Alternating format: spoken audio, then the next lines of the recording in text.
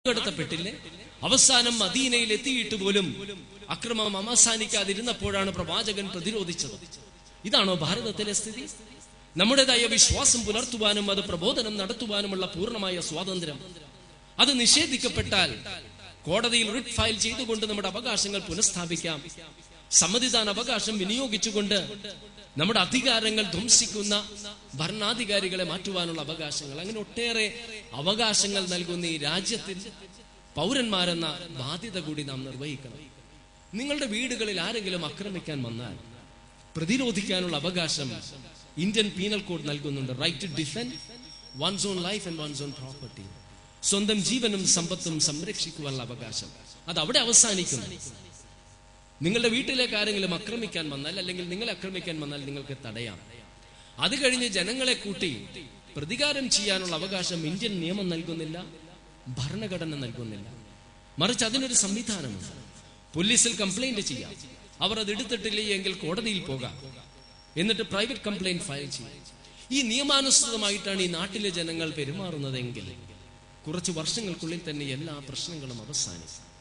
ഒട്ടേറെ ദുഃഖങ്ങളും ദുരന്തങ്ങളും അനുഭവിക്കുന്ന മനുഷ്യ സമൂഹമാണത്. ലോകം നശിക്കുന്നത് മനുഷ്യനെ കൊണ്ട്, വനങ്ങൾ അപ്രത്യക്ഷമാകുന്നതും മനുഷ്യനെ കൊണ്ട്, അന്തരീക്ഷം മലിനമാകുന്നതും മനുഷ്യനെ കൊണ്ട്, ചക്രവാള സീമയുടെ മതിൽക്കെട്ടിൽ കയ്യും കുത്തി നിന്നുകൊണ്ട് പ്രപഞ്ചത്തിന്റെ ഭ്രമണം നിയന്ത്രിക്കുവാനും ഗോളങ്ങൾ എടുത്ത് പന്തടിക്കാനും താരങ്ങളെ കൊണ്ട് നൃത്തം ചെയ്യിക്കുവാനും കോശങ്ങളെ തന്റെ വരുതിയിൽ നിർത്തുവാനും കഴിവുണ്ടെന്ന് അഹങ്കരിക്കുന്ന മനുഷ്യൻ എന്തേ പൂർണ്ണ അറിവോടെ സ്വന്തം വാസസ്ഥലം നശിപ്പിക്കുന്നത്? എന്തുകൊണ്ടാണ് സ്വന്തം സഹോദരന്റെ കഴുത്തറക്കുകയും അവനെ വഞ്ചിക്കുകയും ചെയ്യുന്നത്? ഈ സ്വാർത്ഥമായ മനോഭാവം കാരണം ബന്ധങ്ങൾ പോലും അവന് യാതൊരു വിലയുമില്ലാതെയായിരിക്കുന്നു. വൃദ്ധനായ ഒരു പിതാവ് ശേഷിച്ച ജീവിതം തന്റെ മകനോടും മകന്റെ കുടുംബത്തോടും കഴിയാമെന്ന് കരുതിയെത്തി. വിറയ്ക്കുന്ന കൈകൾ കൊണ്ട് ഭക്ഷണം കഴിക്കുമ്പോൾ സ്പൂൺ പാത്രത്തിലടിച്ച് ശബ്ദമുണ്ടാക്കുകയും പാത്രത്തിൽ നിന്നും ഭക്ഷണ പദാർത്ഥം പുറത്തു വീഴുന്നതും മകനും ഭാര്യയ്ക്കും അസഹ്യമായി തോന്നി. പല ദിവസങ്ങൾ ഇത് ആവർത്തിച്ചപ്പോൾ അവരൊരു തീരുമാനമെടുത്തു. ഇനി വൃദ്ധനായ പിതാവിനെ മുറിയുടെ ഒരു മൂലയിൽ, അതും മരപാത്രത്തിൽ ഭക്ഷണം നൽകുവാൻ അവർ തീരുമാനിച്ചു. അങ്ങനെ മകനും ഭാര്യയും പലപ്പോഴും അവരുടെ സുഹൃത്തുക്കളും ബന്ധുക്കളും പൊട്ടിച്ചിരിച്ച് ആസ്വദിച്ച് ആഹ്ലാദിച്ച് ഭക്ഷണം കഴിക്കുമ്പോൾ ആരാരും ശ്രദ്ധിക്കപ്പെടാതെ മുറിയുടെ ഒരു മൂലയിൽ കണ്ണുനീർ വാർത്ത് തേങ്ങലുകൾ ഒതുക്കി വിങ്ങിപ്പൊട്ടി കരയുന്ന പിതാവിനെ മാത്രം, ആ വൃദ്ധനായ മുത്തച്ഛനെ മാത്രം കൊച്ചുകുട്ടി ശ്രദ്ധിച്ചു. ഒരു ദിവസം മരം കൊണ്ടുള്ള എന്തോ ആ കുട്ടി ഉണ്ടാക്കുന്നത് കണ്ട് ജിജ്ഞാസയോടെ പിതാവ് ചോദിച്ചു, മോനെ, നീ എന്താണ് ഉണ്ടാക്കുന്നത്? അഭിമാനത്തോടെയും സന്തോഷത്തോടെയും കുട്ടി പറഞ്ഞു, അപ്പച്ചനും അമ്മച്ചിയും മുത്തച്ഛനെ പോലെ വയസ്സനാകുമ്പോൾ ഭക്ഷണം നൽകാനുള്ള മരപ്പാത്രമാണ് ഉണ്ടാക്കുന്നത്. ആ പിതാവ് ഞെട്ടിപ്പോയി. ഇതാണ് സ്വാർത്ഥത. പെറ്റ മാതാവിന്റെയും പോറ്റിയ പിതാവിന്റെയും നേരെ മുഷ്ടി ചുരുട്ടുകയും കാലുയർത്തുകയും ചെയ്യുന്ന സന്താനങ്ങൾക്കും ഭാര്യയ്ക്കും സന്താനങ്ങൾക്കും നേരെ കാച്ചിമിനുക്കിയ പിച്ചാത്തിയോങ്ങുന്ന ഭർത്താക്കന്മാർക്കും അവർ നേടിയ ബിരുദങ്ങൾ നൽകുന്ന ജീവിത ബോധം എന്താണ്? അവരുടെ ബിരുദങ്ങൾ നൽകിയ ജീവിത ലക്ഷ്യം എന്താണ്? ഞരമ്പുകളിലൂടെ മയക്കുമരുന്ന് കുത്തിയിറക്കി നൈമിഷികമായ ഉന്മാദത്തിൽ ലയിക്കുന്ന വൈദ്യശാസ്ത്രത്തിൽ ബിരുദാനന്തര ബിരുദങ്ങൾ നേടിയ ഡോക്ടർമാർക്കും അധികാര സ്ഥിരാകേന്ദ്രങ്ങളുടെ ഇടനാഴികളിലൂടെ പെരിച്ചാഴികളെ പോലെ ഇഴഞ്ഞു ചെന്ന് കൈക്കൂലിയും കരിഞ്ചന്തയും കൊണ്ട് സമ്പത്ത് വാരിക്കൂട്ടുന്ന ഓഹരി കാളകൾക്കും വ്യവസായ പ്രമുഖന്മാർക്കും ഓക്സ്ഫോർഡ്, കേംബ്രിഡ്ജ് സർവകലാശാലകളിൽ നിന്നും അവർ നേടിയ മാസ്റ്റേഴ്സ് ബിരുദങ്ങൾ നൽകുന്ന ജീവിത ലക്ഷ്യം എന്താണ്? മനുഷ്യരെ മേൽത്തരം, ഇടത്തരം, കീഴ്ത്തരം എന്ന് തിരിക്കുന്നവർക്കും ആത്മീയതയുടെ മൂടുപടം ധരിച്ച് അന്ധവിശ്വാസങ്ങളുടെയും അനാചാരങ്ങളുടെയും ശവക്കല്ലറയിൽ മനുഷ്യയുക്തിയെയും ബുദ്ധിയെയും കുഴിച്ചുമൂടുന്ന ആത്മീയ കച്ചവടക്കാർക്കും സ്വാർത്ഥമായ താല്പര്യങ്ങൾക്ക് വേണ്ടി വടിവാളേന്തുകയും ബോംബ് നിർമ്മിക്കുകയും ചെയ്യുന്ന വർഗീയ തീവ്രവാദികൾക്കും അവർ തെറ്റായി മനസ്സിലാക്കിയ മതദർശനം നൽകുന്ന ജീവിത വീക്ഷണം എന്താണ്? ലോകത്തെ തന്നെ കാൽച്ചുവട്ടിലാക്കുവാനായിട്ട് കച്ചകെട്ടി ഇറങ്ങിയിട്ടുള്ള ഭരണാധികാരികൾക്കും അവരുടെ യുദ്ധക്കൊതി പൂവണിയിക്കുവാനായിട്ട് ആണവായുധങ്ങളും രാസായുധങ്ങളും നിർമ്മിച്ചു നൽകുന്ന ശാസ്ത്രജ്ഞർക്കും കുട്ടികളെയും മൃഗങ്ങളെയും ഉപയോഗിച്ചു പോലും ലൈംഗിക ചിത്രങ്ങൾ നിർമ്മിക്കുകയും അത് കണ്ടാസ്വദിക്കുകയും ചെയ്യുന്നവർക്കും അവർ നേടിയ ബിരുദങ്ങൾ നൽകുന്ന ജീവിത വീക്ഷണം എന്താണ് എന്ന് ചോദിച്ചാൽ, സ്വാർത്ഥമായ താല്പര്യങ്ങൾക്കും വികാര ശമനത്തിനും പണസമ്പാദനത്തിനും വേണ്ടി എന്തു കൊടും ക്രൂരതയും ചെയ്യാം. ലക്ഷ്യം മാർഗത്തെ ന്യായീകരിക്കുന്നു എന്ന കാഴ്ചപ്പാടല്ലേ? ഈ ഒരു കാഴ്ചപ്പാടാണ് മനുഷ്യ സമൂഹത്തിന്റെ അന്ത്യം കുറിക്കുവാൻ പോകുന്നത്. അത് സംഭവിക്കരുത് എന്ന് ആത്മാർത്ഥമായി ആഗ്രഹിക്കുന്നുവെങ്കിൽ ജീവിതത്തോടുള്ള കാഴ്ചപ്പാടിൽ സാരമായ മാറ്റങ്ങൾ വരുത്തണം. വീതി കൂട്ടി മിനുക്കിയ പാതയോരങ്ങൾക്കും അന്താരാഷ്ട്ര വിമാനത്താവളങ്ങൾക്കും അത്യാധുനിക തുറമുഖങ്ങൾക്കും ജെറ്റ് വിമാനങ്ങൾക്കും ബുള്ളറ്റ് ട്രെയിനുകൾക്കും ഓഹരി കമ്പോളങ്ങൾക്കും വ്യവസായ ശാലകൾക്കും ഷോപ്പിംഗ് മാളുകൾക്കും അപ്പുറം ഒരു ജീവിത ലക്ഷ്യമുണ്ടെന്ന യാഥാർത്ഥ്യം തിരിച്ചറിയണം. അല്ലാതെ അകത്തെ മൺകലത്തിൽ തിളച്ചു തുള്ളുന്ന നല്ലരി അയൽക്കാരന്റെ ചുരന്നെടുത്ത കണ്ണുകളാകണമെന്ന് നാം ആഗ്രഹിക്കരുത്. അവരന്റെ കാലിൽ തറയ്ക്കുന്ന മുള്ളു സ്വന്തം മനസ്സിന്റെ മുറിവായും ഭക്ഷണത്തിന് വേണ്ടി എവിടെയോ കരയുന്ന കുഞ്ഞ് അന്യന്റെ കുഞ്ഞാണെങ്കിലും അത് സ്വന്തം കുഞ്ഞിന്റെ കരച്ചിലായും ശസ്ത്രക്രിയക്ക് പണമില്ലാതെ മരണത്തോടടുക്കുന്ന മകനെ നോക്കി വാവിട്ട് നിലവിളിക്കുന്നത് അന്യന്റെ മാതാവാണെങ്കിലും അത് സ്വന്തം മാതാവിന്റെ രോദനമായും ശിരസിന്റെ മുകളിൽ കൂരയില്ലാതെ വെയിലത്തും മഴയത്തും കിടക്കുന്നത് അന്യന്റെ കുടുംബമാണെങ്കിലും അത് സ്വന്തം കുടുംബത്തിന്റെ ദുരന്തമായും കടക്കേണിയിൽ അകപ്പെട്ട് ആത്മഹത്യയുടെ വക്കിലെത്തി നിൽക്കുന്നത് അന്യന്റെ പിതാവാണെങ്കിലും അത് സ്വന്തം പിതാവിന്റെ നിസ്സഹായാവസ്ഥയായും ഫീസടക്കാൻ പണമില്ലാതെ വിദ്യാഭ്യാസം മുടങ്ങിയിരിക്കുന്നത് അന്യന്റെ മകനാണെങ്കിലും അത് സ്വന്തം മകന്റെ ഹൃദയ നൊമ്പരമായും നമ്മുടെ മനസ്സുകളെ സ്പർശിക്കുന്നില്ല എങ്കിൽ യാന്ത്രികമായി പ്രവർത്തിക്കുകയും യാന്ത്രികമായി ചിന്തിക്കുകയും ചെയ്യുന്ന വെറും യന്ത്ര മനുഷ്യരായിത്തീരും. എന്നാൽ നാം യന്ത്ര മനുഷ്യരല്ലല്ലോ. മലക്കുകളോളം ഉയരുവാനും പിശാചിനോളം താഴുവാനും കഴിയുന്ന സ്നേഹത്തിന്റെയും കാരുണ്യത്തിന്റെയും ധീരതയുടെയും ആത്മാർപ്പണത്തിന്റെയും കൊടുമുടി കീഴടക്കുവാനും ക്രൂരതയുടെയും സ്വാർത്ഥതയുടെയും ഇതിഹാസങ്ങൾ ഇരുണ്ട അധ്യായങ്ങൾ എഴുതി ചേർക്കുവാനും കഴിയുന്ന ആഗ്രഹങ്ങളും അഭിലാഷങ്ങളും സ്വപ്നങ്ങളും സങ്കല്പങ്ങളും വികാരങ്ങളും വിചാരങ്ങളുമുള്ള പച്ചയായ മനുഷ്യരല്ലേ നാം. ആ വികാരങ്ങളെയും വിചാരങ്ങളെയും ആഗ്രഹങ്ങളെയും നിയന്ത്രിച്ചുകൊണ്ട് എങ്ങനെയാണ് അവനെ യഥാർത്ഥത്തിലുള്ള മനുഷ്യനാക്കി പരിവർത്തിപ്പിക്കുക? അത് ഇസ്ലാം മുന്നോട്ട് വെക്കുന്നത് 3 അടിസ്ഥാന തത്വങ്ങളിലൂടെയാണ്.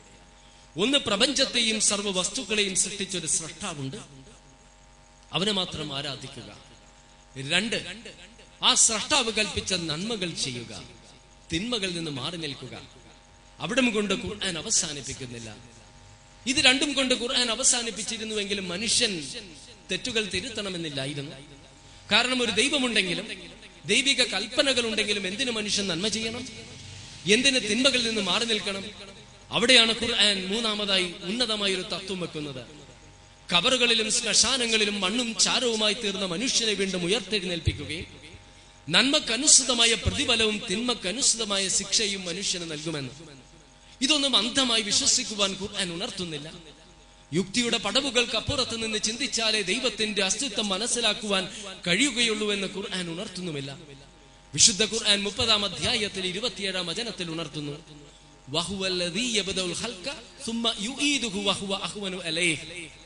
ആദി സൃഷ്ടി നടത്തിയവന് വീണ്ടും സൃഷ്ടിക്കുക എളുപ്പമുള്ള കാര്യമാണ്. എത്ര യുക്തിഭദ്രമായ സമീപനമാണെന്നറിയാമോ? ആദ്യമായിട്ടൊരു കമ്പ്യൂട്ടർ ഉണ്ടാക്കുക ബുദ്ധിമുട്ടാണ്. കമ്പ്യൂട്ടർ ഉണ്ടാക്കി കഴിഞ്ഞാൽ അതുപോലെ ഒന്ന് വീണ്ടും ഉണ്ടാക്കുക എളുപ്പമാണ്. ആദ്യമായിട്ടൊരു കാറ് നിർമ്മിക്കുക ബുദ്ധിമുട്ടാണ്. കാറ് നിർമ്മിച്ചു കഴിഞ്ഞാൽ അതുപോലെ ഒന്ന് വീണ്ടും നിർമ്മിക്കുക എളുപ്പമാണ്. അപ്പോൾ ഇവിടെ പ്രപഞ്ചനാഥനായ സ്രഷ്ടാവ് ഖുർആനിലൂടെ ഉണർത്തുന്നത്, നാം ആണ് നിങ്ങളെ സൃഷ്ടിച്ചത് എങ്കിൽ വീണ്ടും സൃഷ്ടിക്കുക എളുപ്പമുള്ള കാര്യമാണ്. അപ്പോൾ ഇവിടെ നാം ചർച്ച ചെയ്യേണ്ട വിഷയം, ഒരു സ്രഷ്ടാവ് നമ്മെ സൃഷ്ടിച്ചിട്ടുണ്ടോ ഇല്ലയോ?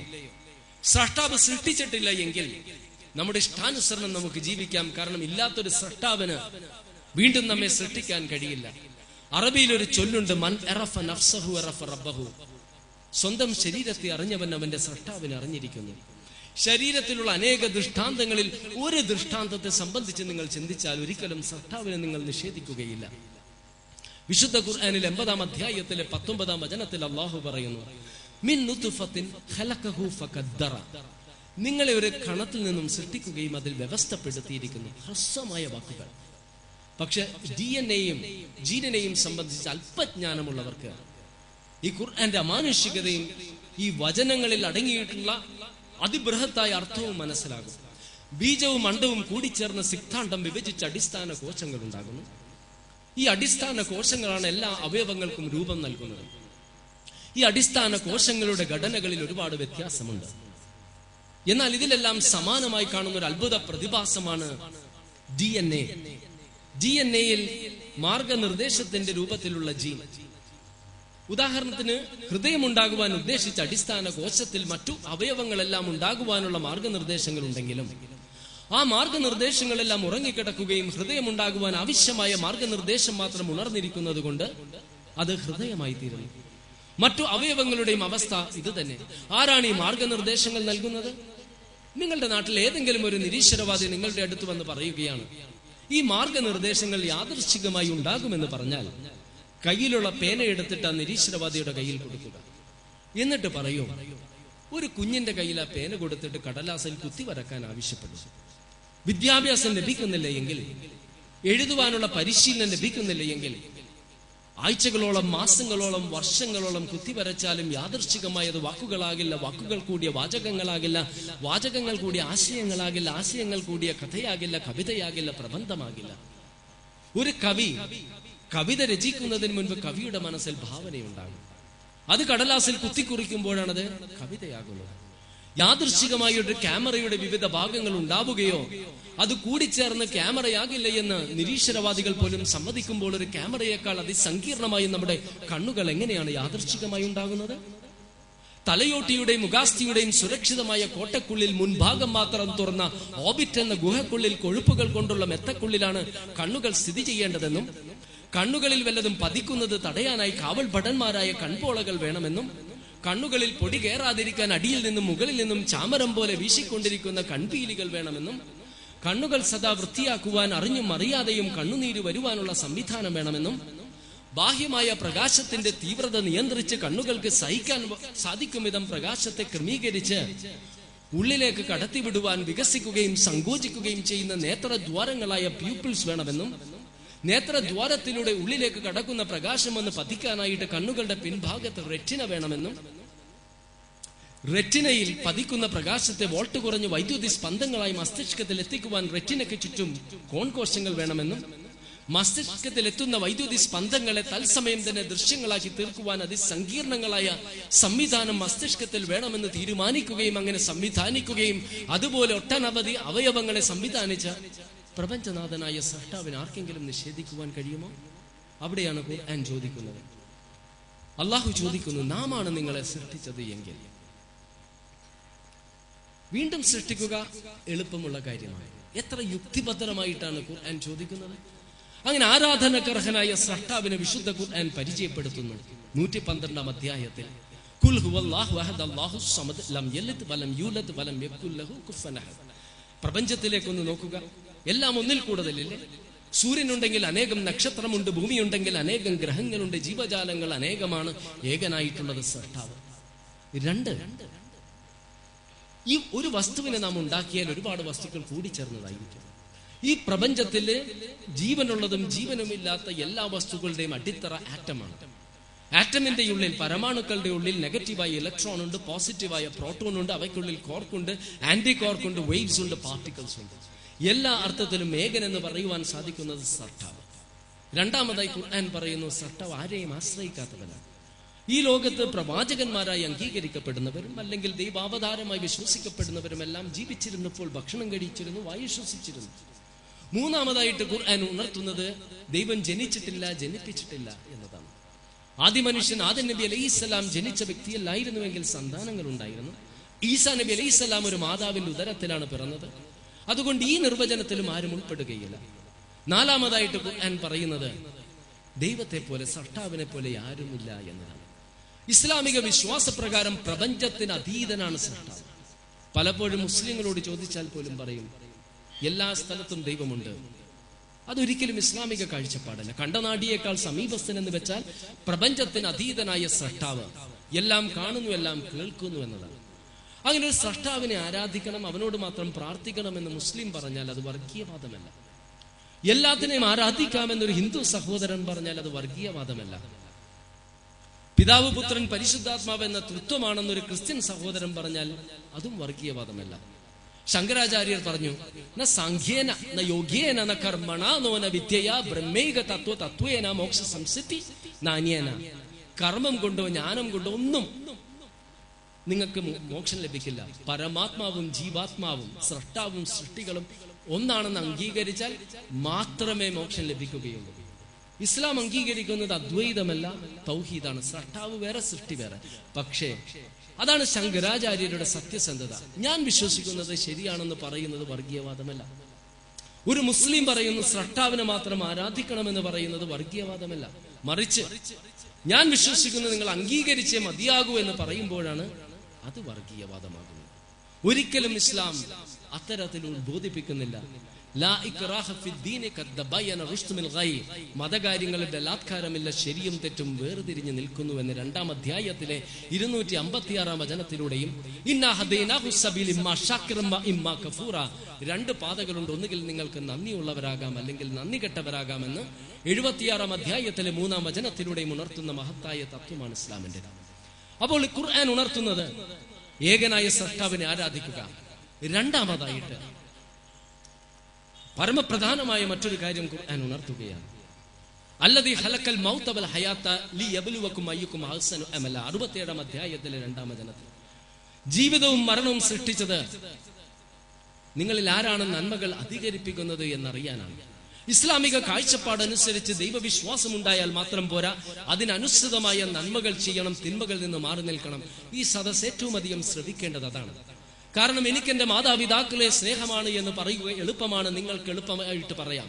പക്ഷെ മാതാപിതാക്കൾക്ക് അസുഖമായി കിടക്കുമ്പോൾ പരിചരിക്കുന്നില്ല എങ്കിൽ ആത്മാർത്ഥമായിട്ട് നിങ്ങളെ കൊണ്ട് പറയുവാൻ സാധിക്കുമോ മാതാപിതാക്കളെ സ്നേഹിക്കുന്നുവെന്ന്? ഇസ്ലാം പറയുന്നു മുസ്ലിം ആയതുകൊണ്ട് കാര്യമില്ല, മറിച്ച് ആ വിശ്വാസത്തിന് അനുസൃതമായി നന്മകൾ ചെയ്യണം, തിന്മകളിൽ നിന്ന് മാറി നിൽക്കണം. ഇന്ന് അമേരിക്കയിലെ പല സംസ്ഥാനങ്ങളിലും സ്വവർഗ ലൈംഗിക ബന്ധം അനുവദനീയമാണ്, ലൈംഗിക ചിത്രങ്ങൾ അനുവദനീയമാണ്, ചൂതാട്ടവും മദ്യപാനവും അനുവദനീയമാണ്. അവിടെ ജീവിക്കുന്ന ഒരു വ്യക്തി വിചാരിക്കും എന്റെ രാജ്യം ഇത് അനുവദിക്കുന്നു, എന്റെ ഭരണഘടന അനുവദിക്കുന്നു, അതുകൊണ്ട് ഇതെല്ലാം ചെയ്യുന്നതിൽ തെറ്റില്ല എന്ന്. അവിടെയാണ് ഇസ്ലാം പറയുന്നത് വിശ്വാസത്തിനനുസൃതമായ കർമ്മങ്ങൾ ചെയ്യണം. കാരണം ധാർമ്മികമായ മൂല്യങ്ങൾ കാലത്തിനനുസരിച്ചോ സമയത്തിനനുസരിച്ചോ രാജ്യത്തിനനുസരിച്ചോ നൂറ്റാണ്ടുകൾക്കനുസരിച്ചോ മാറില്ല. വഞ്ചന പ്രഭാതത്തിൽ തെറ്റാണ് എങ്കിൽ മധ്യാഹ്നത്തിലും തെറ്റാണ്, സന്ധ്യാനേരത്തും തെറ്റാണ്, രാത്രിയിലും തെറ്റാണ്. വഞ്ചന ഇന്ന് തെറ്റാണ് എങ്കിൽ ഇന്നലെയും തെറ്റായിരുന്നു, നാളെയും തെറ്റായിരിക്കും. വഞ്ചന ഈ നൂറ്റാണ്ടിൽ തെറ്റാണ് എങ്കിൽ എത്ര നൂറ്റാണ്ടുകൾക്ക് പിന്നിലേക്ക് പോയാലും എത്ര നൂറ്റാണ്ടുകൾക്ക് മുന്നിലേക്ക് പോയാലും തെറ്റാണ്. വഞ്ചന ഇന്ത്യയിൽ തെറ്റാണ് എങ്കിൽ സൗദി അറേബ്യയിലും അമേരിക്കയിലും പാകിസ്ഥാനിലും എല്ലാം വഞ്ചന തെറ്റ് തന്നെയാണ്. അവിടെയാണ് ഇസ്ലാം പറയുന്നത് നിങ്ങൾ അള്ളാഹുവിൽ അർപ്പിച്ചുകൊണ്ട് സൽക്കർമ്മങ്ങൾ അനുഷ്ഠിക്കണം. എന്താണ് സൽക്കർമ്മങ്ങൾ? പ്രപഞ്ചനാഥനായ സൃഷ്ടാവിനെ അംഗീകരിക്കുക, അവൻ നിയോഗിച്ച പ്രവാചകന്മാരെ അംഗീകരിക്കുക, വേദഗ്രന്ഥങ്ങളെ അംഗീകരിക്കുക, അന്ത്യദിനത്തിൽ വിശ്വസിക്കുക, പരലോകത്തിൽ വിശ്വസിക്കുക. ഒരു മുസ്ലിമിൽ നിന്നും ഒരു സത്യവിശ്വാസിയിൽ നിന്നും ഇസ്ലാം കുറെ കാര്യങ്ങൾ ആവശ്യപ്പെടുന്നുണ്ട്. ഒരു സത്യവിശ്വാസി ഒരിക്കലും നിരപരാധികളെ വധിക്കരുത്, അതിക്രമങ്ങൾ പ്രവർത്തിക്കരുത്, വ്യഭിചരിക്കരുത്, സ്വവർഗരതിയിൽ ഏർപ്പെടരുത്, മദ്യപിക്കരുത്, ചൂതാട്ടത്തിൽ പങ്കെടുക്കരുത്, അളവ് തൂക്കത്തിൽ വ്യതിയാനം വരുത്തരുത്, കൃത്രിമക്ഷാമം ഉണ്ടാക്കരുത്, സ്ത്രീകളെ സംബന്ധിച്ച് പരദൂഷണം പറയരുത്, കരാറുകളിൽ ഏർപ്പെട്ടാൽ അത് ലംഘിക്കരുത്. ഒരു സത്യവിശ്വാസി സന്തോഷത്തിന്റെയും ദുഃഖത്തിന്റെയും ആരോഗ്യത്തിന്റെയും അനാരോഗ്യത്തിന്റെയും വിജയത്തിന്റെയും പരാജയത്തിന്റെയും സന്ദർഭങ്ങളിൽ ക്ഷമയും സഹനശക്തിയും കൈക്കൊള്ളണം, മാതാപിതാക്കളോട് കാരുണ്യത്തോടെ പെരുമാറണം, ഇണയോട് നല്ല രീതിയിൽ സഹവർത്തിക്കണം, സന്താനങ്ങളെ നല്ല രീതിയിൽ വളർത്തണം, ബന്ധുക്കളോടും അനാഥകളോടും അഗതികളോടുമുള്ള ബാധ്യത നിർവഹിക്കണം. അയൽക്കാരൻ പട്ടിണി കിടക്കുമ്പോൾ വയറു നിറച്ച് ഭക്ഷിക്കാതെ തന്റെ ഭക്ഷണത്തിൽ നിന്നും അയാൾക്ക് കൂടി നൽകണം. അങ്ങനെ ഒട്ടനവധി നന്മകൾ ഒരു സത്യവിശ്വാസി ചെയ്യണം, തിന്മകളിൽ നിന്ന് മാറി നിൽക്കണം. ഇത്തരം ഗുണങ്ങളുള്ള ഒരു സന്താനത്തെ ഏത് മാതാപിതാക്കളാണ് മോഹിക്കാത്തത്? ഇത്തരം ഗുണങ്ങളുള്ള ഒരു സഹോദരനെ അല്ലെങ്കിൽ ഒരു സഹോദരിയെ ഏതൊരു സഹോദരനും സഹോദരിയുമാണ് ആഗ്രഹിക്കാത്തത്? ഇത്തരം ഗുണങ്ങളുള്ള ഒരു അംഗത്തെ ഏത് കുടുംബമാണ് മോഹിക്കാത്തത്? ഇത്തരം ഗുണങ്ങളുള്ള ഒരു വ്യക്തി ഏത് സമൂഹമാണ് അഭിലഷിക്കാത്തത്? ഇത്തരം ഗുണങ്ങളുള്ള ഒരു വ്യക്തിയെ ഏത് രാജ്യമാണ് പൗരനായി ആഗ്രഹിക്കാത്തത്? പക്ഷേ ഇസ്ലാമായിട്ട് മുസ്ലിമായിട്ട് നാം ജീവിക്കണമെന്ന് മാത്രം. പക്ഷെ മുസ്ലിമായി ജീവിക്കേണ്ട ഘട്ടം വരുമ്പോൾ ആ രീതിയിൽ നാം ജീവിക്കാത്തത് എന്തുകൊണ്ട്? അള്ളാഹു വിശുദ്ധ ഖുർആനിൽ 23-ാം അധ്യായത്തിലെ 115-ാം വചനത്തിൽ പറയുന്നു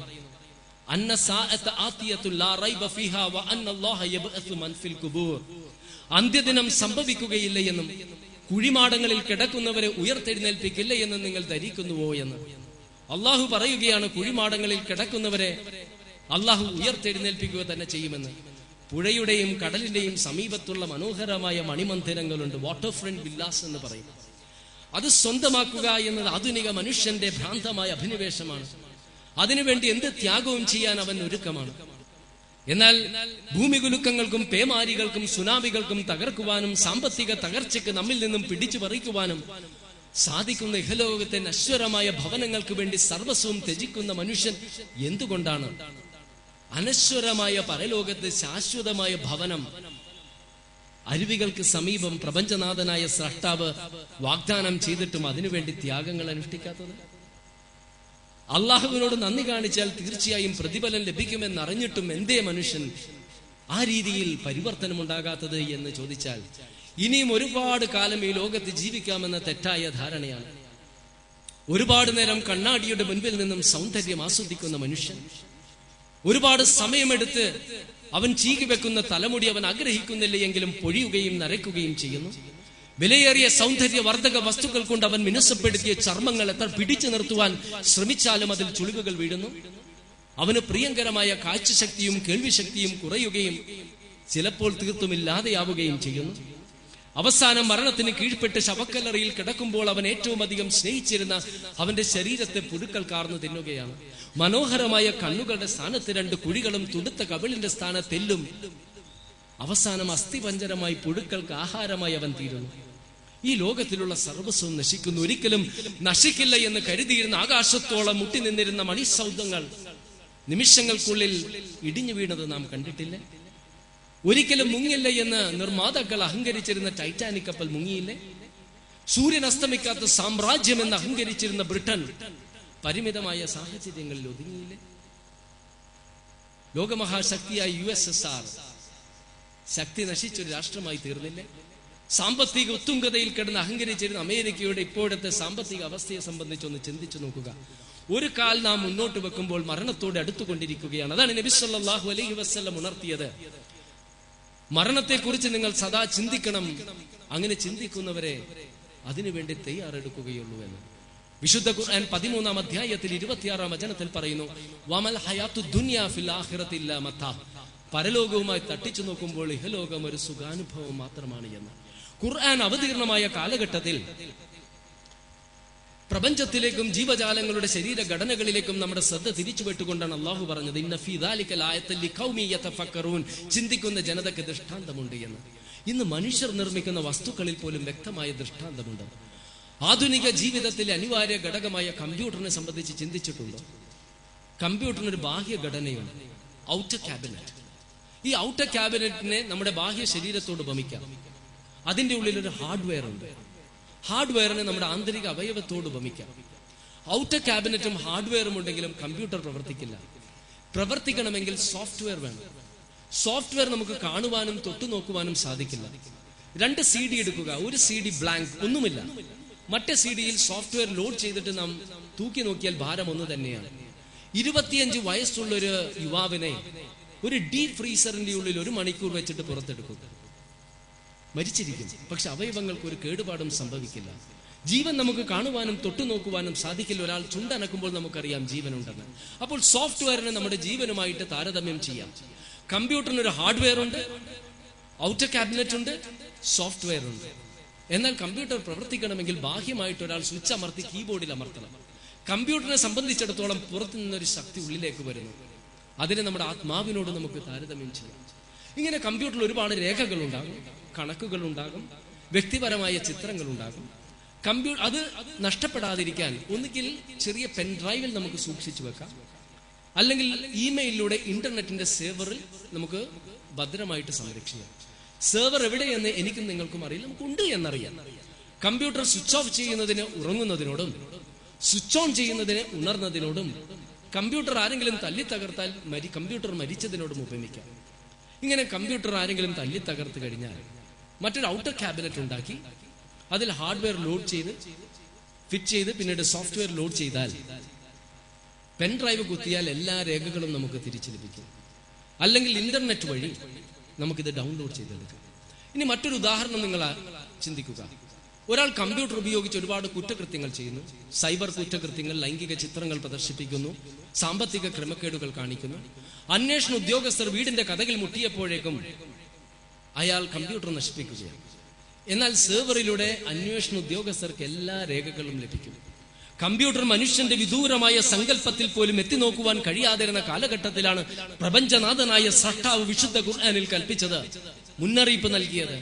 ഹേ മനുഷ്യ, സൂക്ഷിക്കുക, നിങ്ങളുടെ ഓരോ രേഖയും നാം രേഖപ്പെടുത്തി വെച്ചിരിക്കുന്നു. മരണാനന്തരം വിചാരണ ചെയ്യുകയും ബോധ്യപ്പെടുത്തുകയും നന്മക്കനുസൃതമായ പ്രതിഫലവും തിന്മക്കനുസൃതമായ ശിക്ഷയും മനുഷ്യൻ ലഭിക്കുക തന്നെ ചെയ്യുമെന്ന് യാതൊരു സംശയവും വേണ്ട. ഖുർആനെ സംബന്ധിച്ചിടത്തോളം ഇന്ന ഫീ ദാലിക ലആയത്തൻ ലിഖൗമി യതഫക്കറൂൻ, ചിന്തിക്കുന്ന ജനതകൾക്ക് ദൃഷ്ടാന്തമുണ്ടെന്ന് പറഞ്ഞതോടൊപ്പം തന്നെ വഅന്നഹു ലതൻസീലു റബ്ബിൽ ആലമീൻ, ലോകങ്ങളുടെ നാഥനായ രക്ഷിതാവിൽ നിന്നും അവതീർണമായ വേദഗ്രന്ഥമാണ് ഖുർആൻ. 40-ാം വയസ്സിൽ ഹീറാ ഗുഹയിൽ നിന്നും പുറത്തു വന്ന നിരക്ഷരനായ മനുഷ്യൻ, എഴുത്തും വായനയും അറിയാത്ത, ചരിത്രവും നിയമവും പഠിച്ചിട്ടില്ലാത്ത, ഭ്രൂണശാസ്ത്രത്തെയും ശാസ്ത്രത്തെയും സംബന്ധിച്ച് യാതൊന്നും അറിയാത്ത വ്യക്തി 40-ാം വയസ്സിൽ ഹീറാ ഗുഹയിൽ നിന്നും പുറത്തു വന്ന ശേഷം അന്നത്തെ അറബി സാഹിത്യകാരന്മാരെ അമ്പരപ്പിക്കുകയും അന്താളിപ്പിക്കുകയും ചെയ്ത് അറബി സാഹിത്യത്തിൽ സംസാരിക്കുന്നു. ഭ്രൂണശാസ്ത്രത്തെ സംബന്ധിച്ച് യാതൊന്നും അറിയാത്ത വ്യക്തി, നഗ്നനേത്രങ്ങൾ കൊണ്ട് കാണുവാൻ സാധിക്കാത്ത ബീജത്തെയും ബീജവും അണ്ടവും കൂടിച്ചേർന്ന സിക്താണ്ഡത്തെയും സിക്താണ്ഡം വിഭജിച്ചുണ്ടാകുന്ന അടിസ്ഥാന കോശങ്ങളെയും ഭ്രൂണത്തിന്റെ വളർച്ചയുടെ വിവിധ ഘട്ടങ്ങളെയും സംബന്ധിച്ച് പറയുന്നു. അത്ഭുതം എന്ന് പറയട്ടെ, ദ ഡെവലപ്പിംഗ് ഹ്യൂമൻ എന്ന പ്രസിദ്ധമായ ഭ്രൂണശാസ്ത്ര ഗ്രന്ഥം രചിച്ച ഡോക്ടർ കീത്ത് എൽമൂർ പറയുന്നു, 7-ാം നൂറ്റാണ്ടിൽ ആ വ്യക്തി എഴുതിയത് ആധുനിക ശാസ്ത്ര വസ്തുതകളുമായി യോജിക്കുന്നതാണ് എന്ന്. ശാസ്ത്രത്തെ സംബന്ധിച്ച് യാതൊന്നും അറിയാത്ത വ്യക്തി പ്രപഞ്ചത്തെയും നെബുലകളെയും നക്ഷത്രങ്ങളെയും ഗോളങ്ങളെയും പരമാണുവിനെയും ജലത്തിന്റെ ഉള്ളിലെ വിഭജനത്തെയും സാഗരങ്ങളുടെ ആഴങ്ങളിൽ ആധുനിക സബ്മറീൻസ് ഉപയോഗിച്ച് മാത്രം കണ്ടെത്തിയ ഭയാനകമായ അന്ധകാരങ്ങളെ സംബന്ധിച്ച് പറയുകയും ഇവയെല്ലാം ആധുനിക ശാസ്ത്രവുമായി യോജിക്കുന്നു. നിയമം പഠിച്ചിട്ടില്ലാത്ത വ്യക്തി മനുഷ്യ സമത്വത്തെ സംബന്ധിച്ച്, നിയമത്തിന്റെ മുമ്പിലുള്ള സമത്വത്തെ സംബന്ധിച്ച്, സ്ത്രീകളുടെ അവകാശങ്ങളെ സംബന്ധിച്ച്, അഗതികളുടെ അവകാശങ്ങളെ സംബന്ധിച്ച്, യുദ്ധ തടവുകാരുടെ അവകാശങ്ങളെ സംബന്ധിച്ച്, ഉപഭോക്താക്കളുടെ അവകാശങ്ങളെ സംബന്ധിച്ച്, വ്യാപാരികളുടെ ഉത്തരവാദിത്വത്തെ സംബന്ധിച്ച്, ഭരണാധികാരികളുടെ ഉത്തരവാദിത്വത്തെ സംബന്ധിച്ച്, അങ്ങനെ ഒട്ടനവധി അവകാശങ്ങളെ സംബന്ധിച്ച് പറയുകയും 1948 ഐക്യരാഷ്ട്രസഭ United Nations universal declaration of human rights എന്ന സാർവദേശീയ പ്രഖ്യാപനത്തിലൂടെ ഇതെല്ലാം അനശ്വര നിയമങ്ങളായിട്ട് അംഗീകരിക്കുന്നു. ചരിത്രം പഠിച്ചിട്ടില്ലാത്ത വ്യക്തി അദ്ദേഹം ഈ ഭൂമിയിൽ പിറക്കുന്നതിന് മുൻപും മൺമറഞ്ഞുപോയ പട്ടണങ്ങളെ സംബന്ധിച്ച് പ്രതിപാദിക്കുകയും കുറച്ചു വർഷങ്ങൾക്ക് മുൻപ് സാറ്റലൈറ്റിലൂടെ നമുക്കതിനെ സംബന്ധിച്ച് സൂചന ലഭിക്കുന്നു. പ്രവാചകൻ ഈ ഭൂമിയിൽ പിറക്കുന്നതിനും നൂറ്റാണ്ടുകൾക്ക് മുൻപ് ചെങ്കടലിൽ മുങ്ങി മരിക്കപ്പെട്ട ഫിർഔന്റെ ശരീരം വരും തലമുറകൾക്ക് ഒരു ദൃഷ്ടാന്തമായി അള്ളാഹു സൂക്ഷിച്ചു വെച്ചിരിക്കുന്നുവെന്ന് പ്രവാചകൻ ഉണർത്തുകയും ഒരു നൂറ്റാണ്ടിന് മുൻപ് അത് കണ്ടെത്തുകയും ചെയ്യുന്നു. നാം എന്ത് മനസ്സിലാക്കണം? ഇതെല്ലാം പ്രവാചകൻ മുഹമ്മദ് നബിയുടെ വാക്കുകളോ അല്ലെങ്കിൽ പ്രവാചകന്റെ വാക്കുകളോ? നബി സല്ലല്ലാഹു അലൈഹി വസല്ലമ പറയുന്നു, ഇതൊന്നും എന്റെ വാക്കുകളല്ല, പ്രപഞ്ചനാഥനായ സൃഷ്ടാവിന്റെ വാക്കുകളാണ്. ജീവിതത്തിൽ ഒരിക്കൽ പോലും കളവ് പറയാത്ത വ്യക്തിയെ നാം എന്തിനു സംശയിക്കണം? അന്നത്തെ ലോകമഹാശക്തിയായിരുന്ന ഹെറാക്ലിയസിന്റെ പ്രൗഢഗംഭീരമായ കൊട്ടാരത്തിലേക്ക് പ്രവാചകന്റെ കഠിന ശത്രുവായ അബൂ സുഫിയാനെ വിളിച്ചു വരുത്തിക്കൊണ്ട് മുഹമ്മദിന്റെ സ്വഭാവം എന്തായിരുന്നു എന്ന് ചോദിച്ചപ്പോൾ അബൂ സുഫിയാൻ പറഞ്ഞത് എന്താണ്? മുഹമ്മദ് ഒരിക്കലും കളവ് പറഞ്ഞിട്ടില്ല, കരാർ ലംഘനം നടത്തിയിട്ടില്ല. ഒരു സ്വഭാവ വിശുദ്ധിയില്ലാത്ത കളവ് പറയുന്ന ഒരു വ്യക്തിയാണ് എങ്കിൽ ജനങ്ങൾ ഇതുപോലെ ത്യാഗങ്ങൾ പ്രവാചകന് വേണ്ടി ചെയ്യുമായിരുന്നില്ല. അബൂ സുഫിയാൻ തന്നെ പറഞ്ഞിട്ടുണ്ട്, മുഹമ്മദിനെ സ്നേഹിക്കുന്നത് പോലെ അനുയായികൾ സ്നേഹിക്കുന്ന ഒരു നേതാവിനെ ഞാൻ കണ്ടിട്ടില്ല, നേതാവിനെ സ്നേഹിക്കുന്ന ഇതുപോലെയുള്ള അനുയായികളെ ഞാൻ കണ്ടിട്ടില്ല. ഉഹദിന്റെ രണാങ്കണ ഭൂമിയിൽ വെച്ച് ഖുറൈശികൾ ശരവർഷം ആരംഭിച്ചപ്പോൾ പ്രവാചകൻ എന്തെങ്കിലും സംഭവിക്കുമോ എന്ന് കരുതി അനുയായികൾ നബി സല്ലല്ലാഹു അലൈഹി വസല്ലമയുടെ മുൻപിൽ ഒരു മനുഷ്യ കവചം പോലെ നിലകൊണ്ടു. അങ്ങനെ അമ്പുകൾ ഏറ്റുവാങ്ങിയ പ്രവാചക അനുയായികളുടെ മുതുകുകളെ ചരിത്രകാരനായ ഫിലിപ്പ് കെ കെറ്റി വിവരിക്കുന്നത് മുള്ളൻ പന്നിയുടെ മുതുകിലെ മുള്ളുകളോടാണ്. നബി സല്ലല്ലാഹു അലൈഹി വസല്ലമയ്ക്ക് എന്തും സംഭവിക്കാവുന്ന ഒരു നിർണായകമായ നിമിഷത്തിൽ മഹാനായ ത്വൽഹ റളിയല്ലാഹു അൻഹു പ്രവാചകന്റെ മുൻപിൽ വന്നു നിന്നു. അമ്പുകൾ അദ്ദേഹത്തെ തുളഞ്ഞു കയറിക്കൊണ്ടിരുന്നു. മൂർച്ചയേറിയ വാളുകൾ ആഴമേറിയ മുറിവുകൾ ഉണ്ടാക്കി. എന്നിട്ടും ത്വൽഹ റളിയല്ലാഹു അൻഹു മാറിയില്ല. യുദ്ധം കഴിഞ്ഞപ്പോൾ സുഹൃത്തുക്കൾ ചോദിച്ചു, കൂരമ്പുകൾ തുളഞ്ഞു കയറിയപ്പോൾ മാറണമെന്ന് തോന്നിയില്ലേ? വേദന തോന്നിയില്ലേ? ത്വൽഹ റളിയല്ലാഹു അൻഹു പറഞ്ഞു, അസഹ്യമായ വേദന കൊണ്ട് ഞാൻ പുളയുകയായിരുന്നു. എന്നാൽ ഞാനൊന്ന് അനങ്ങിയാൽ അമ്പുകൾ തറയ്ക്കുന്നത് എന്റെ പ്രിയപ്പെട്ട പ്രവാചകന്റെ ദേഹത്തായിരിക്കുമെന്ന ചിന്ത എന്റെ മനസ്സിലുദിച്ചു. പിന്നെ എന്റെ ശരീരം അനങ്ങിയില്ല, മനസ്സ് പതറിയില്ല, നോവ് തോന്നിയില്ല. തീക്കനലിന്റെ മുകളിൽ കിടത്തിയിട്ട് ഹുബൈബ് റളിയല്ലാഹു അൻഹുവിന്റെ അവയവങ്ങൾ ഛേദിക്കുമ്പോഴല്ലേ ചോദിച്ചത്, നിന്റെ സ്ഥാനത്ത് മുഹമ്മദിനെ നിർത്തിക്കൊണ്ട് നിന്റെ ഭാര്യയുടെയും സന്താനങ്ങളുടെയും അടുത്തേക്ക് പറഞ്ഞു വിടുന്നത് നീ ആഗ്രഹിക്കുന്നില്ലേ എന്ന്. എന്താണ് ഹുബൈബ് റളിയല്ലാഹു അൻഹു പറഞ്ഞത്? അസഹ്യമായ വേദനയിൽ നിന്ന് മോചനം നേടിക്കൊണ്ട് പ്രിയപ്പെട്ട ഭാര്യയുടെയും സന്താനങ്ങളുടെയും അടുത്തെത്തുവാൻ ഏത് പിതാവാണ് കൊതിക്കാത്തത്? ഏത് ഭർത്താവാണ് മോഹിക്കാത്തത്? എന്നാൽ ഹുബൈബ് റളിയല്ലാഹു അൻഹു പറഞ്ഞത്, മുഹമ്മദിന്റെ മേത്തൊരു മുള്ളെങ്കിലും തറയ്ക്കുന്നത് തടയാൻ എന്നെയും എന്റെ ഭാര്യയെയും സന്താനങ്ങളെയും ബലി കൊടുക്കുന്നതാണ് ഞാൻ ഇഷ്ടപ്പെടുന്നത്. എന്തുകൊണ്ട് പ്രവാചകന് വേണ്ടി ത്യാഗങ്ങൾ അനുഷ്ഠിച്ചു എന്ന് ചോദിച്ചാൽ, ഖുർആൻ ദൈവിക ഗ്രന്ഥമാണ്. ആ ഖുർആനാണ് മനുഷ്യ സമൂഹത്തോട് പറയുന്നത്, നിങ്ങൾ അതിക്രമങ്ങൾ പ്രവർത്തിക്കരുത് എന്ന്. ഖുർആന്റെ അമാനുഷികത ബോധ്യപ്പെടുത്തുന്ന ഒരു ഉദാഹരണം നിങ്ങൾക്ക് പറഞ്ഞു തരാം. 16-ാം അധ്യായത്തിൽ 68-ാം വചനത്തിൽ അല്ലാഹു പറയുന്നു, വഔഹാ റബ്ബുക ഇലൻ നഹ്ലി അൻ ഇത്തഖിദി മിനൽ ജിബാലി ബുയൂതൻ വമിനശ് ശജരി വമിമ്മാ യഅരിശൂൻ. തേനീച്ചക്ക് അല്ലാഹു ബോധനം നൽകി, നീ കൂടുണ്ടാക്കുക മരങ്ങളിലും മലകളിലും മനുഷ്യരുടെ പാർപ്പിടങ്ങളിലും.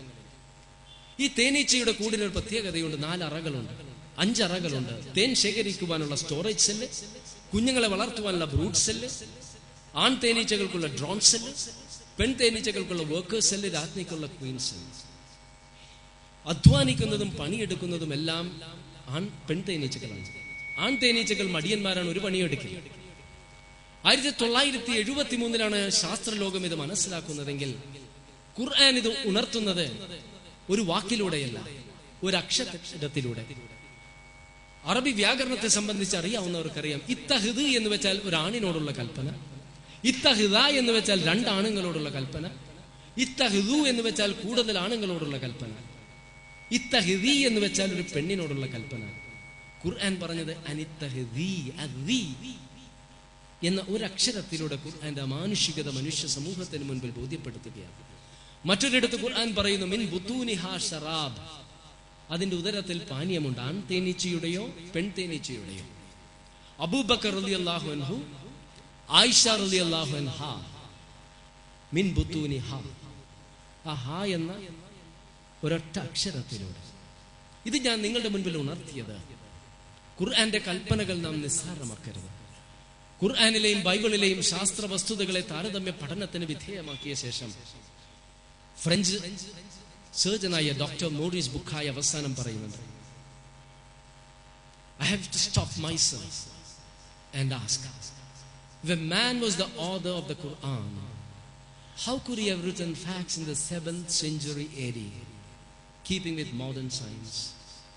എല്ലാ പരീക്ഷണങ്ങളും അവസാനിപ്പിച്ചുകൊണ്ട് എന്നോട് തന്നെ എനിക്ക് ചോദിക്കേണ്ടി വന്നു, ഒരു മനുഷ്യനാണ് ഖുർആന്റെ രചയിതാവെങ്കിൽ ആധുനിക ശാസ്ത്ര വസ്തുതകളുമായി യോജിക്കുന്ന കാര്യങ്ങൾ 7-ാം നൂറ്റാണ്ടിൽ ആ വ്യക്തിക്ക് എങ്ങനെ എഴുതുവാൻ കഴിഞ്ഞുവെന്ന്.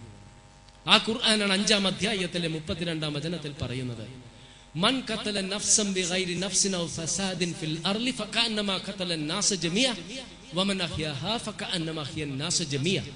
ഒരു നിരപരാധിയെ വധിക്കുന്നത് മൊത്തം മനുഷ്യ സമൂഹത്തെ വധിക്കുന്നതിന് തുല്യമാണെന്നും ഒരു നിരപരാധിയെ രക്ഷിക്കുന്നത് മൊത്തം മനുഷ്യ സമൂഹത്തെ രക്ഷിക്കുന്നതിന് തുല്യമാണെന്നും 5-ാം അധ്യായത്തിലെ 32-ാം വചനത്തിലൂടെ ഉണർത്തുന്ന ഖുർആന്റെ യഥാർത്ഥ അനുയായികൾക്ക് എങ്ങനെയാണ് നിരപരാധികളെ വധിക്കുവാൻ കഴിയുന്നത്? ഒരു ജനതയോടുള്ള വെറുപ്പ്, അവരോട് അതിക്രമം കാണിക്കാൻ പ്രേരിപ്പിക്കരുതെന്ന് 5-ാം അധ്യായത്തിൽ 8-ാം വചനത്തിലൂടെ കൽപ്പിക്കുന്ന ഖുർആന്റെ യഥാർത്ഥ അനുയായികൾക്ക് ശത്രുക്കളോട് പോലും എങ്ങനെയാണ് അതിക്രമങ്ങൾ പ്രവർത്തിക്കുവാൻ പറ്റുന്നത്?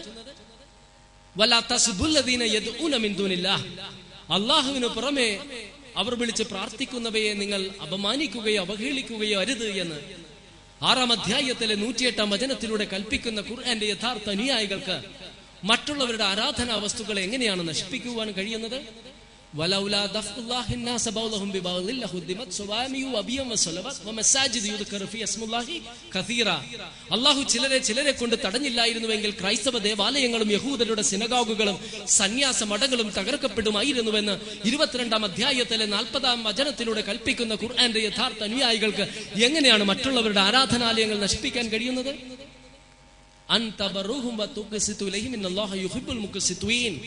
അമുസ്ലിങ്ങളോട് നീതി ചെയ്യുന്നതിന് അള്ളാഹു വിലക്കുന്നില്ല, നീതി ചെയ്യുന്നവരെ അള്ളാഹു ഇഷ്ടപ്പെടുന്നുവെന്ന് 60-ാം അധ്യായത്തിൽ 8-ാം വചനത്തിലൂടെ കൽപ്പിക്കുന്ന ഖുർആന്റെ യഥാർത്ഥ അനുയായികൾക്ക് എങ്ങനെയാണ് അമുസ്ലിങ്ങളോട് അനീതി പ്രവർത്തിക്കുവാൻ കഴിയുന്നത്?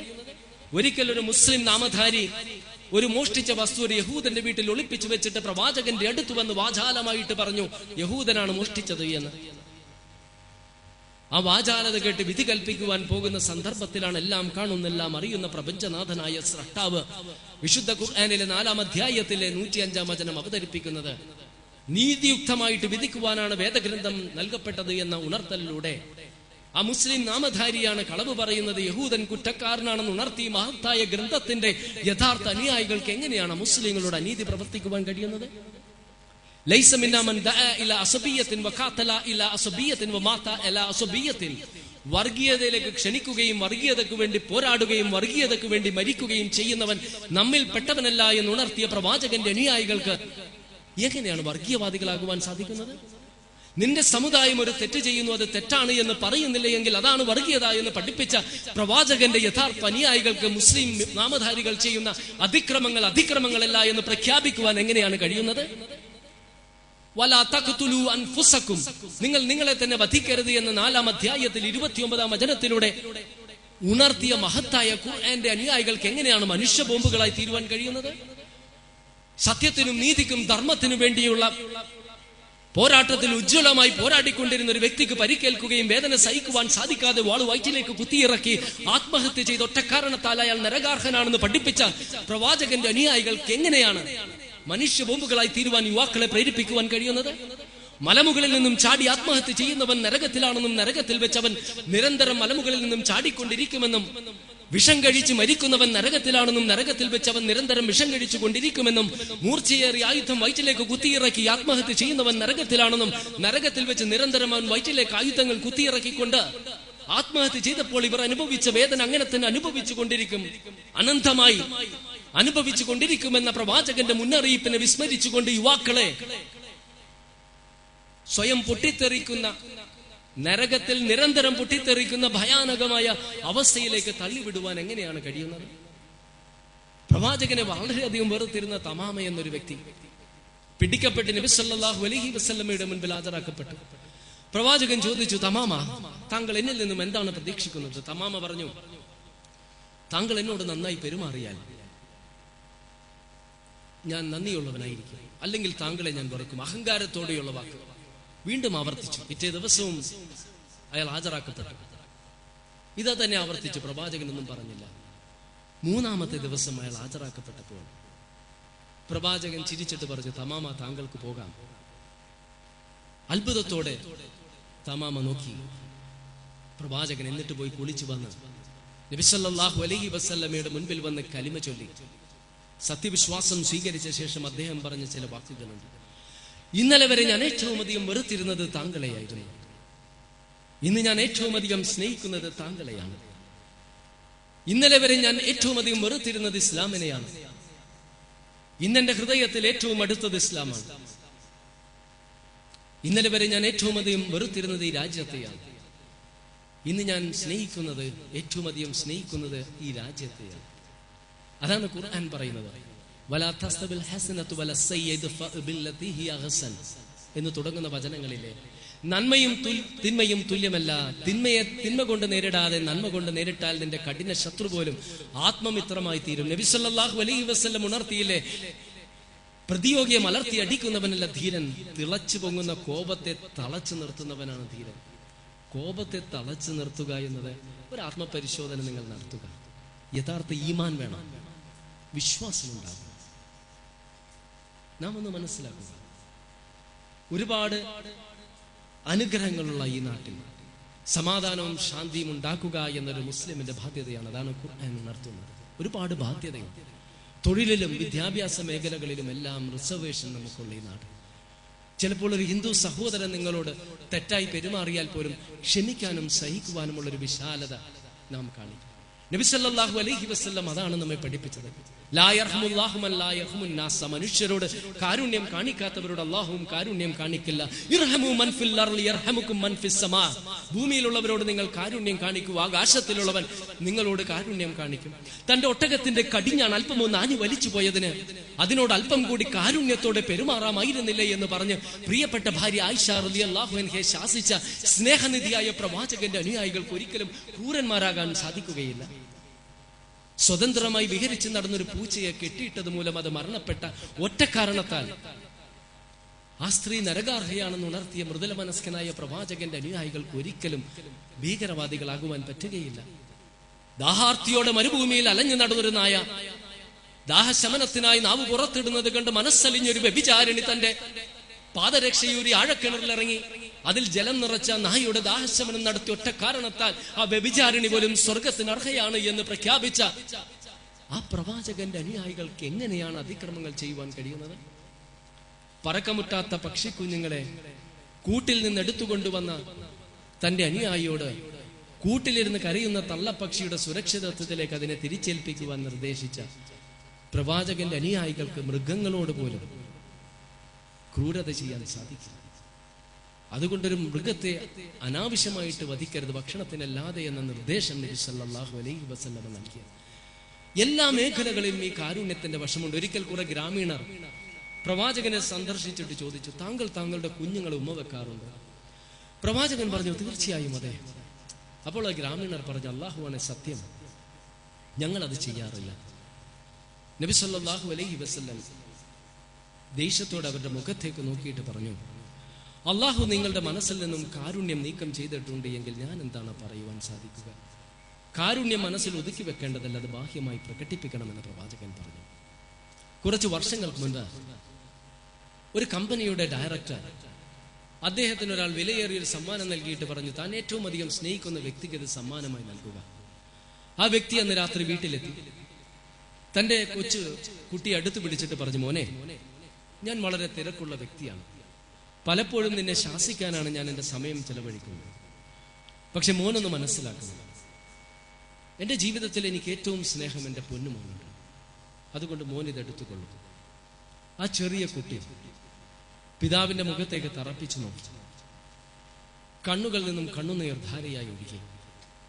വിങ്ങിപ്പൊട്ടി കരയുന്നതിനിടയിൽ ആ കൊച്ചുകുട്ടി പറഞ്ഞു, അച്ഛാ, ഞാൻ വിചാരിച്ചു അച്ഛൻ എന്നെ സ്നേഹിക്കുന്നില്ല എന്ന്, ഈ ലോകത്താരും എന്നെ സ്നേഹിക്കുന്നില്ല എന്ന്. ഞാൻ ആത്മഹത്യ ചെയ്യുന്നതിനെ കുറിച്ച് ചിന്തിക്കുകയായിരുന്നു. ഇനി ഞാനത് ഒരിക്കലും ചെയ്യില്ല. പ്രവാചകന്റെ നിസ്സാരമായ ഒരു ഉപദേശത്തിന്റെ 1400 വർഷങ്ങൾക്ക് ശേഷമുള്ള പ്രസക്തിയാണ്. 22 വയസ്സുള്ള ഒരു യുവാവും വൃദ്ധനായ ഒരു പിതാവും ഒരു പാർക്കിന്റെ ബെഞ്ചിലിരിക്കുകയായിരുന്നു. വാർദ്ധക്യം കാരണം കാഴ്ചശക്തി പിതാവിന്റെ കുറഞ്ഞിട്ടുണ്ട്. ഒരു കിളി വന്നപ്പോൾ അനക്കം കണ്ട ഭാഗത്തേക്ക് പിതാവ് നോക്കിയിട്ട് ചോദിച്ചു, മോനെ, അതെന്താണ്? ആ യുവാവ് പറഞ്ഞു, കിളിയാണ്. അല്പം കഴിഞ്ഞ കിളി അവിടെ നിന്നും പറന്ന് മറ്റൊരു ചെടിയുടെ പുറത്തു പോയി. അങ്ങോട്ട് നോക്കിയിട്ട് ആ വൃദ്ധൻ ചോദിച്ചു, മോനെ, അതെന്താണ്? ദേഷ്യത്തോടെ മകൻ പറഞ്ഞു, അത് കിളിയാണ്. അല്പം കഴിഞ്ഞ കിളി അവിടെ നിന്നും പറന്ന് മറ്റൊരു ചെടിയുടെ പുറത്തു പോയിരുന്നു. അനക്കം കണ്ട ഭാഗത്തേക്ക് നോക്കിയിട്ട് വൃദ്ധൻ ചോദിച്ചു, മോനെ, അതെന്താണ്? ഉത്തരം ഒരു അലർച്ചയായിരുന്നു. അത് കിളിയാണ്, കിളിയാണ്, കിളിയാണ്. എത്ര പ്രാവശ്യം പറയണം? വേദനയോടെ 22 വയസ്സുള്ള മകന്റെ മുഖത്തേക്ക് നോക്കിയിട്ട് ആ വൃദ്ധൻ സാവധാനം എഴുന്നേറ്റ് വേച്ച് നടന്നു പാർക്കിന്റെ പുറത്തു പോയി തിരിച്ചു വന്നപ്പോൾ തൊട്ടടുത്ത വീടാണ്. പഴയൊരു ഡയറി ഉണ്ടായിരുന്നു. ഡയറി മകന്റെ കയ്യിൽ കൊടുത്തിട്ട് അതിലൊരു പ്രത്യേക പേജ് എടുത്ത് വായിക്കുവാൻ പറഞ്ഞു. മകനോട് പറഞ്ഞു, 20 വർഷങ്ങൾക്ക് മുൻപ് നിനക്ക് 2 വയസ്സുള്ളപ്പോൾ ഇതേ പാർക്കിൽ ഇതേ ബെഞ്ചിൽ എൻ്റെ പൊന്നുമകനും ഞാനും കൂടി ഇരിക്കുമ്പോൾ സംഭവിച്ചൊരു കാര്യം എഴുതിയിട്ടുണ്ട്. എൻ്റെ മകൻ ഒന്ന് ഉറക്കെ വായിക്കുക. മകൻ വായിച്ച് പിതാവിന്റെ വാക്കുകൾ. ഞാനും എൻ്റെ 2 വയസ്സുള്ള മകനും കൂടി പാർക്കിന്റെ ബെഞ്ചിൽ ഇരിക്കുകയായിരുന്നു. ഒരു കിളി വന്നു. എൻ്റെ പുന്നാരമോൻ ചോദിച്ചു, അതെന്താണ്? ഞാൻ പറഞ്ഞു, കിളിയാണ്. അല്പം കഴിഞ്ഞവൻ ചോദിച്ചു, അതെന്താണ്?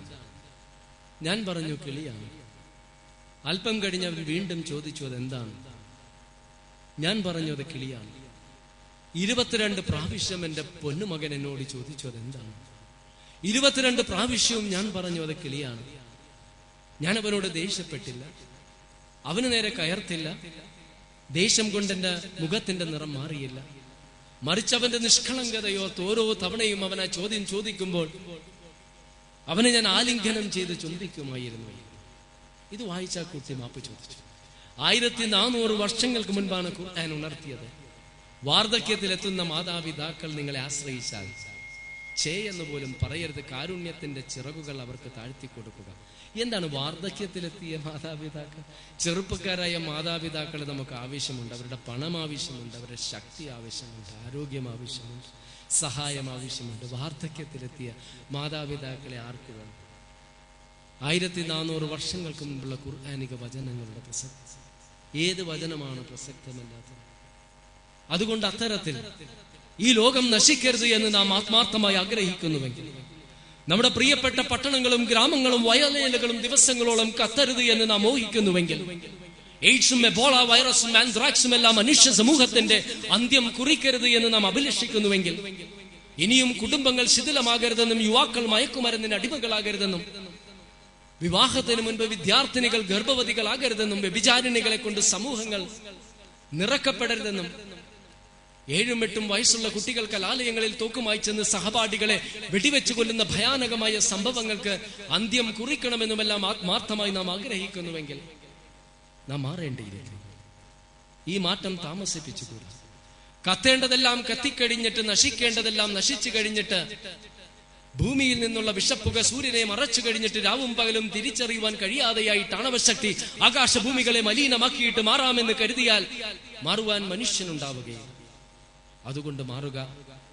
ഇന്നായിരിക്കട്ടെ ആ തീരുമാനം. ഞാൻ അവസാനിപ്പിക്കുകയാണ്. എന്നാണ് അവസാനമായി നിങ്ങൾ മയ്യത്ത് കണ്ടത്? ഇന്നലെ? കഴിഞ്ഞ ആഴ്ച? ഒരു മാസം മുമ്പ്? ഇനി ഒരു മയ്യത്ത് കാണുമ്പോൾ ഒന്ന് ശ്രദ്ധിക്കുക. ആ നിശ്ചലമായ കണ്ണുകളിലേക്ക്, നിശ്ചലമായ കരങ്ങളിലേക്ക്.